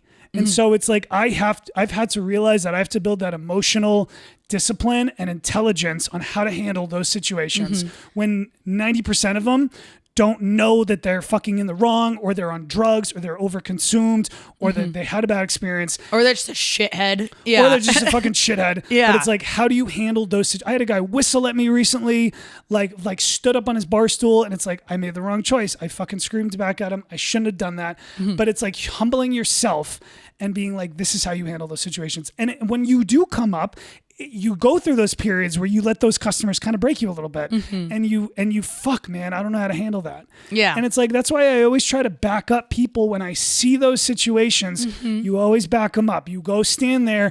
If it's like a female, I'll just like put my hand on their shoulder, let them know I'm there. Like, I have your back, whatever. Like, if this person gets too aggressive, I'm here for you. I'm gonna let you figure it out. You talk your way through this, but if you need help, I'm here. Yeah. And it's like, it's humbling getting fucking dunked on by drunk people going through, but it's like you get older and you realize how to handle those things. Yeah. So I always like to I feel really connected sometimes to like when I get to train like a young girl who's just starting to bartend, and seeing, or like someone's first restaurant job, and seeing how you can help them learn how to handle those situations, because it does come with, as you get older, you figure it out and you figure out how to discern situations and how to respond appropriately. And, but you don't start out knowing that. And so to have that person that comes and stands behind you to not doubt you, but just to let you know they're there is huge. And like, I love that approach too. Of like, you're not interjecting. You're letting her know that she's there. She's capable to handle herself. You believe in her, but just in case, you're right there too. Yep. And I think that that's really empowering. And especially when I was starting out as a young woman and being in big cities, and people are weirdos, creeps, aggressive physically and verbally, and learning how to not take that home with you at the end of the day is huge. Of learning, like a lot of I wish that did you watch Severance? No. The show is like they go up and down the elevator and their memory severs. No. Sometimes I wish I could walk out the door some shifts and my memory of that shift would just escape my brain and just get like Men in Black, like and then I wish I'm like, okay, let me just delete that interaction out of my brain. But learning as you get older to check the interaction at the door, it to some degree compartmentalize, but also acknowledge that these interactions do have an effect on our mental health.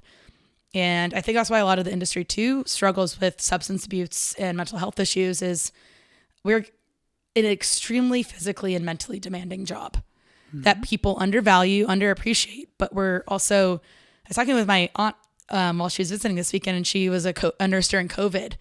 And I was like, yeah, we were then labeled essential, if like she was essential, but then people couldn't live without us during that time and wanted restaurants and bars to reopen ASAP. People were so nice for a couple months after we reopened. Oh, I didn't get that shit. Day one, they were back to their scumbaggy selves. Yeah. I guess maybe it was just where I was in Boston, but I thought it was going to be like that. Yeah. It was not. And I you wanted us to go back to work so bad and like these bars to be open so bad, and you needed your Friday night steak so badly. And then you just turn around and treat the people who are providing that to you like they're pieces of furniture. Yeah. You know? And so it's really important, I think, to like have these talks with other industry people to create like a space where you can talk about that stuff of, even if you like learning how to check it at the door and compartmentalize and how to handle situations is how you get through it. But it doesn't mean that you should excuse away people's bad behavior. You can't tell them they suck, but venting to other like service industry people or like doing the work to like not carry it with you is like essential, because it will eat at you. It will eat away at you. And being treated like sometimes like that you don't matter, that you're less than over hours a week. How is that not weigh on you at some point? Like the repeated patterns that we take in, whether it's working in a restaurant, being in a bad relationship, you know, having fucking physical, you know, abuse, whatever that is, like it does program us. Yeah. And so I think it's like, that is one of the reasons I moved out to Southern California, is to spend more time outdoors, because that's what I valued. You get off your busy work life, you spend 40, 50, 60 hours a week behind a bar. What do you do with your time? Do you sit in front of the TV and watch sitcoms? Do you drink yourself away in your days off? Or do you find healthy mentally and physical outlets to express yourself? And the gym is great. And I know you're fucking crushing at the gym. Yeah. And there's creative outlets you can do. There's hobbies, there's relationships, but it's like, it's so fucking important. Yeah, I love, like you said, love the gym. I started lifting almost 3 years ago.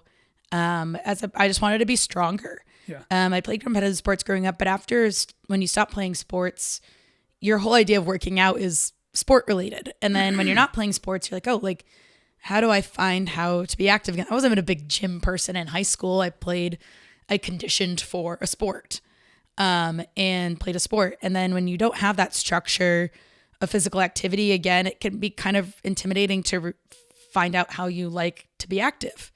And that's why I say, it's like, some people are like, oh, like, I just don't really like the gym. Like, I don't know. And I'm like, well, find something you do enjoy that's active. Like maybe you like to go walk your dog. Maybe you like to do yoga at the beach. Like, not, if you are moving your body in any way, you're winning. Yep. You know, it doesn't have to be, oh, you like, I'm psycho. I like to go put on my noise canceling headphones for upwards of 2 hours a day and be a psycho and lift heavy things, because that's therapeutic to me. It helps me get a lot of my anger and rage out that I develop from guest interaction. I'm like, you suck, you know, as you're doing your shoulder presses. But like, if you find an outlet that is non-work related, like physically, that's huge.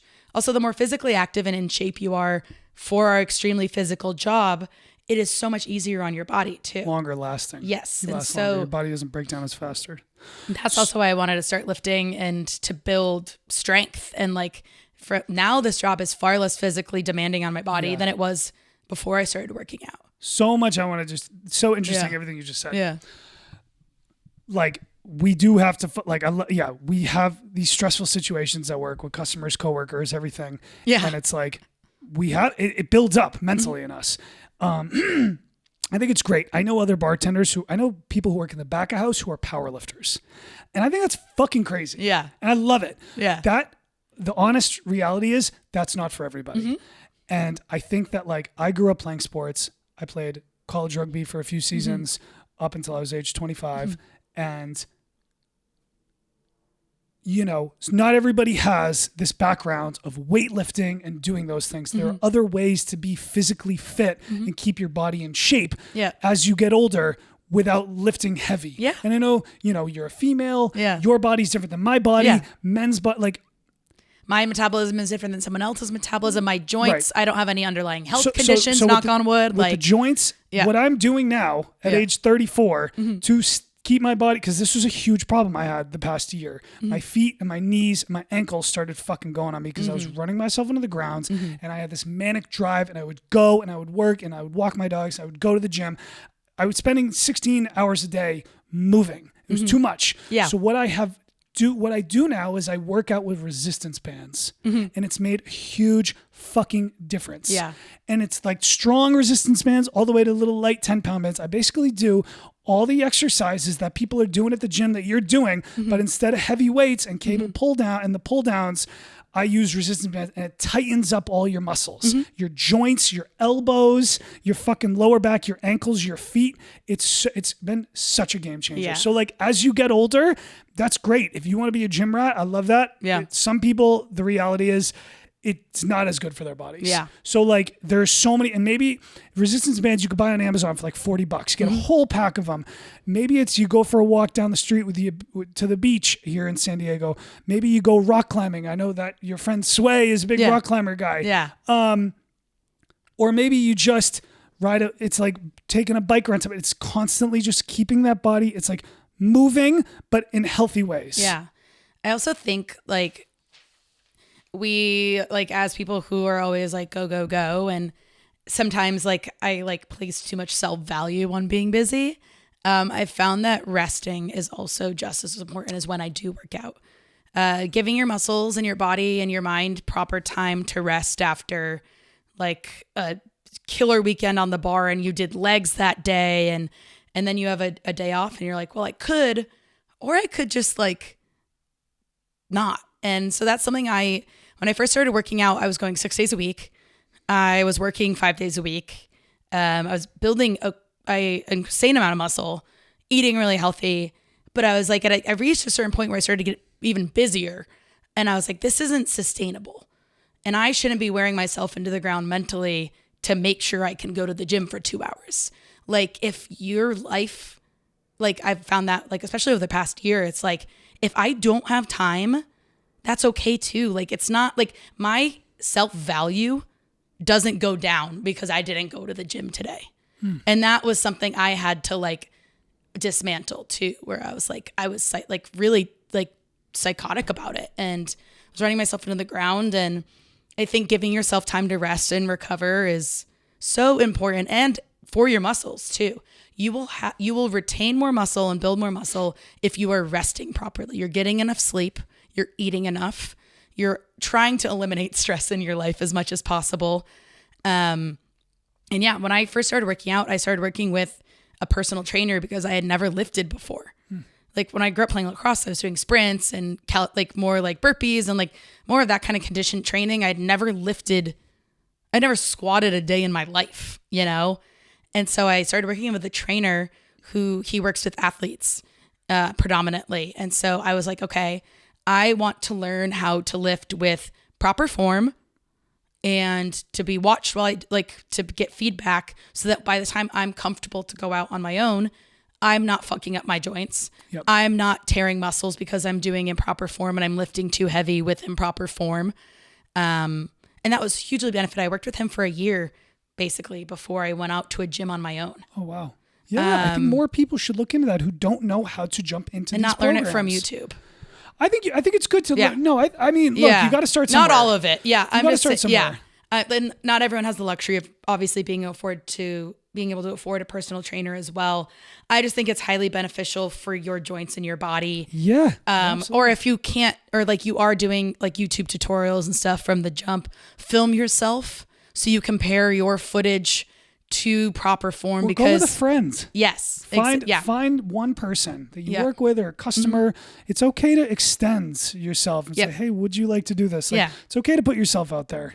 Yeah. And that's also something that I love when people like come up to me when I'm out and about and I see them and they're like, you're fucking crushing at the gym. Like, would you ever be down to take me sometime and like show me what you do? And I'm like, absolutely. And it's always women.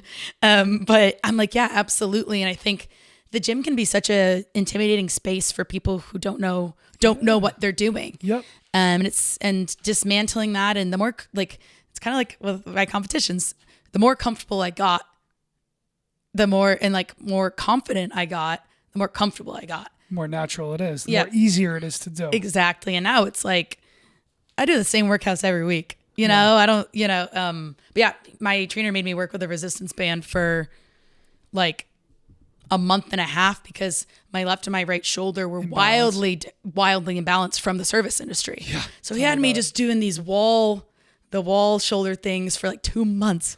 And those bitches hurt. You can, people think like you can, they're advanced like bands exercises that like the pros are like professional football players are doing and stuff.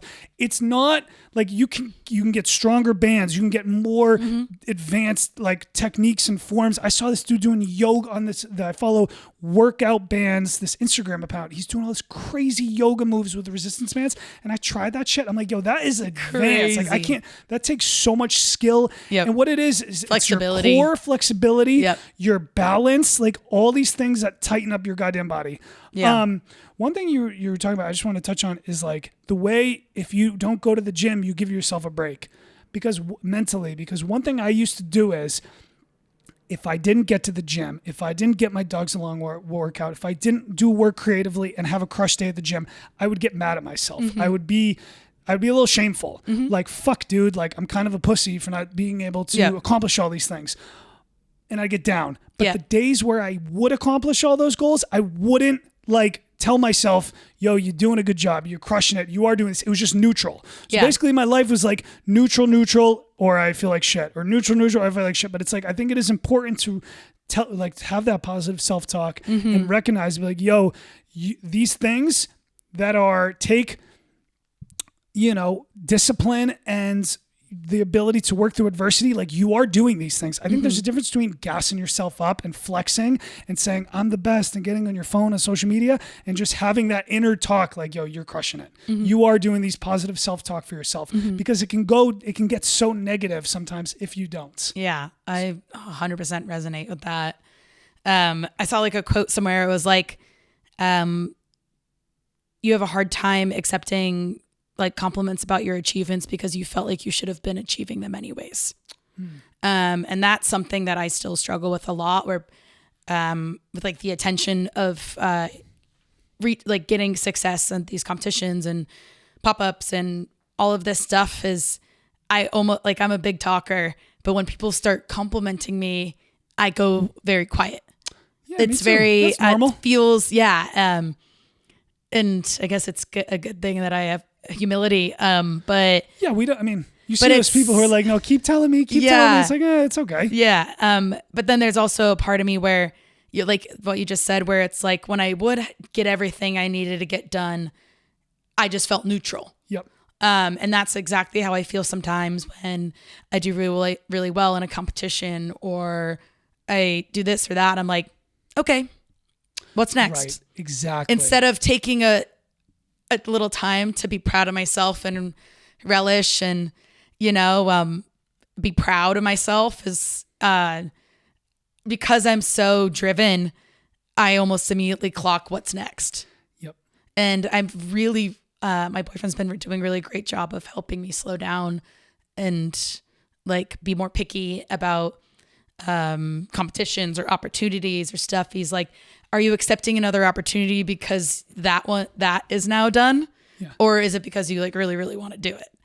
And then burning myself out because I'm trying to do too much because I'm some way trying to prove something to myself. But yeah, I definitely struggle with that a lot, and I've been getting better, trying to get better. I did not do a competition this month because I was like, no competitions in October. I know. Look, I don't know you that well, so I'm not going to speak for you. But what I've learned about myself is, like, working around alcohol so much, you do develop these, I've struggled with addiction in my life. And, like, what I've learned about the brain and dopamine and all these neurotransmitters is, like, we just go like hamster wheels. And sometimes that comes from, like, addiction. And the way that, when you drink, like, it's trying to replace that feeling you have constantly trying to replace that feeling of winning, achieving, accomplishing, go, where you just spiral into this hamster wheel, which is what happened to me with my feet. I had to go to the doctors and they said that the balls of my feet were shaving down on the insides because I was just, I was walking, I was just going, and it makes you reflect on yourself. And it's like, we do work ourselves, you will work yourself to death. And it's like the balance. We have to find this balance, and it's like taking a step. And that's how it's sort of with this podcast platform, keep growing it, keep finding more guests. It's like, go. Sometimes it's okay to step back. And I think it's like important to be conscious of these things. Whether it's competitions or you're building a business or a podcast, like the manic drive, the next thing you know, it'll be 10 years down the road. Or you're like, what the fuck? I didn't enjoy any of that time because I was so focused on getting ahead in life. Yep. Finding that balance and just observing these things is very important. Yeah. I definitely have an addictive personality as well. Not so much like substance related, but more like I'm like addicted to doing more in a way. And like, I've always been like that. Like even academically in high school, like I was obsessed with doing well academically, obsessed with being the best lacrosse player on my team. And like now it's, as I get older, it's transformed into is it competitive or it is obsessive? Like it teeters. Is it almost an addiction to being competitive or an addiction to being obsessive and towing that line and finding balance? That will get us places in life. Yeah. It's a good thing to have. And I don't want people to think people are going to listen to this and they're going to be like, oh, those two are fucking arrogant. They're talking about how cool they are and how competitive they are. But it's like, it is real. And it's something that you, as you get older, you do have to look at. Yeah. And I don't think you should stop being competitive. No. And I don't think anybody should stop being competitive. It's easy to get out of hands with things because for me, that competitive drive came into things not with bartending, with working, with making money, but also with drinking alcohol and eating food and smoking cigarettes and things like that. And luckily I've never had a fucking drug problem. Yeah. But you do see those people who become cokeheads and it's like my competition and my this thing I have in me to consume led to unhealthy world as well. Absolutely. So the next thing you know, you're 18 drinks in, you've eaten 2 pizzas, you're on your 3rd cigarette outside. Yeah. And it's just like, it's so easy for our lives to spiral. It's to become a cycle. It's a cycle. And so just like it's cyclical, sorry to interrupt you. It's like cyclical to, be obsessive and almost like you said, this manic drive but people won't bat an eye at it if it's deemed positive, like working out, like being obsessed with doing well at work. Like people don't clock it as like, because it like there's that but it can become negative, become consuming and negative because you're not achieving balance in your life. And it's also like for the right reasons too. Am I being obsessive because I love what I'm doing? Or am I being obsessive because I feel like I don't have self-worth without it? Or I don't and I've like throughout my life in many ways measured my self-worth on my productivity. Yeah. And that's not good. Like, it's like so great to be a driven person and an obsessive person and a competitive person sometimes, but then and like, that's a fun point too, I guess. I've diagnosed ADHD. And so when you get hyper-focused on something, it takes on the unhealthy obsession really quickly sometimes, where it's like this delicate line of like taking it to, like you can take anything too far. And you know what I mean? And I think when society wouldn't bat an eye at someone who's addicted to working out because, oh my God, they're in great shape. But like, what's the mental aspect behind why they're doing what they're doing, you know? And I'm interested in that concept. Yeah. So that's why I thought it'd be cool to come talk to you today because, you know, I do see you have this drive and I have, you know, you're driven in your areas. I'm driven in my areas. And it's just things we have to be aware of. Yeah. I'm not saying that you should or should not change anything or I should, but it's like, I think the more self-aware we are without being self-conscious or over too analytical, understanding who we really are is important. Yeah, absolutely. And just like checking in with yourself, taking the time to have alone time, especially when we're in industries where people are constantly getting a piece of us, taking that alone. I love my alone time. Yeah. I love doing things by myself. I love getting coffee by myself, going for walks, going out to eat by myself. I've never been that person that wouldn't do something just because someone wouldn't go with me. Yeah. And I love my alone time. And too, when you're in such like a people job, taking your alone time to check in with yourself is like invaluable. And that's like I mentioned earlier, like I do love when I'm in that space to journal it out. And sometimes I'll write it out and then I can read it back and be like, okay, maybe we need like a little, like I knew I needed a break at the end of last month to not do a competition this month. And I knew I had too much on my plate and I was spreading myself too thin. And I'm really proud of myself for like clocking that so well and not stopping. I'm working on the fall winter menu almost daily. We're doing this amazing podcast. I just did a pop-up in LA. But I made myself the small goal of not stopping, but no competitions this month. I have one next month. Yeah. But making the small goal of like, okay, let me tone down one thing this month. So I almost like when I first reached out to you about coming on, I almost like didn't want to be one more person that was trying to pull you into something because like I do see how much you're doing, and I don't want this to be, I don't want to try to use, like, I'm not trying to use people to do, like, I just genuinely like connecting with cool people who are doing stuff. Yeah. But you do kind of, I understand that concept of everyone trying to be like, come do this competition, come be a guest bartender at my place, come do this podcast. Like, it can get like that for us, where people are, whether it's customers, oh, I love Eliza, I'm Eliza's favorite customer, or like, oh, you know what I mean? Like, we are these a little bit in our, and especially now with the social media, we are these little star tenders. Yeah. And I say that, I don't think of myself like that, but that is the reality of the industry, which is moving. And sometimes I see some of these fucking people when I'm out and I'm like, that person's such a fucking tool. I'm sorry. Yeah. I'm fucking sorry. Like, and maybe people say that about me and that's fine. But like, I think being self-aware of what the phones are doing to us in the industry and the alcohol, it's like, it's interesting. My boyfriend, who just made an Instagram this week, which is really funny, clocked it when he like saw my Instagram. He's like, you have a curated, uncurated vibe going on, where he's like, you are sharing the right, like, enough and a lot, but you're not like giving people a huge window into you as well. Like, I like sharing like cool shit I'm doing. Yeah. And like, obviously self-promote, like, I'd be lying if I said self-promotion is not a factor of social media. It's 50% or more. Yeah.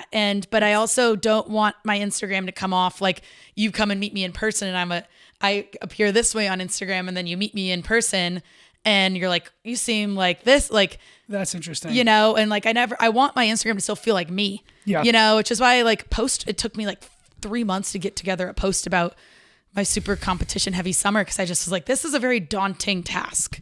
Sometimes the social media like feels necessary but daunting. Yep. But also necessary. And it can be different for everybody. If you want your social media to be a true, honest reflection of yourself, that's fine. If you want to keep it strictly business, it's up to the person. Oh, for sure. I am so different. When people come to see me at the bar, they're like, why are you not as friendly as you are in your podcast? Yeah. I'm like, sorry, bitch. I don't know what to fucking tell you. No, and I'm not knocking anyone that chooses to like kind of like more personify just more of the interaction you had that when you're like, damn, you like kind of, like it's tough. I don't feel like I never went out on this like mission. Like I like see people who create a separate bar Instagram from their Instagram. And I'm like, that's awesome. Maybe I should do that. And I like think about doing that. But like the way, if you go through my feed, I only started posting anything cocktail related less than a year ago. It was more so like, let me share. Yeah. And like, I have a lot of people, like a lot of like people from back home too, where I'm like, I more started posting bar stuff on Instagram of like pictures or videos or whatever. I love taking stories of my R&D process or like a close-up of a syrup I'm making, more so than anything else, just to show like process and share like, process and stuff. And I wanted to start sharing stuff more so to clue in my non-industry people, my friends. I have a really great group of non-industry friends behind me as well, which I love, which is how I prefer. I want like a mix of both. Yeah. So we're not only like talking they think about I'm really cool, but they're also like, I know you make way more money than I do. And I'm doing like a Halloween party with them next or 2 weekends. I don't know. But I'm like, I get so excited about spending time with them because it's kind of hard to, or if I can get them out on a weekday at night to come get a drink with me, I'm like, yeah, dude, I feel the same way about some people. And that's okay. No, that's great. We're in this little fucking bubble and we get too like... It's too much of a bubble. And that's why I like to call it my friendship pie. Yeah. And I'm like, I want diverse friends. I don't want friends that all do the same thing. Yep. I don't want, and like, I don't want friends that I just go drink with. I don't want friends that like, I have like so many amazing people in different aspects of my life that I've met in different eras of my life at different times when I was going through different things, when I was at different jobs, and like industry friends as well, obviously. And it's great for the community, but I also love that diversity in my friend group or the people I surround myself with is to me like super necessary.